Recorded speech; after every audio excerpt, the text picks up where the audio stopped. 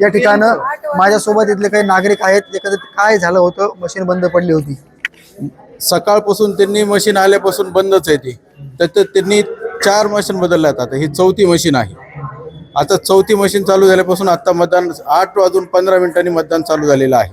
3 machine लावल्या त्यांनी, तिन्ही मशीनला एरर आले होते.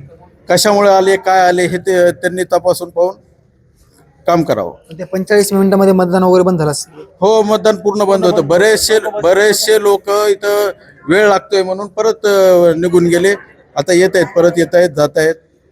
नक्कीच हा संपूर्ण प्रकार जे आहे ते बीड शहरातील यशवंतराव नाट्यगृहातील जे की बूथ क्रमांक 6 आणि प्रभाग क्रमांक 15 मधील आहे.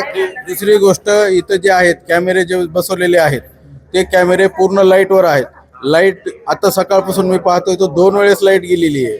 तर लाईट जर इथं जर दुसरा काही प्रकार घडला तर ती लाईट घातल्यामुळे जर घडला तर त्याची जिम्मेदारी कोण घेणार?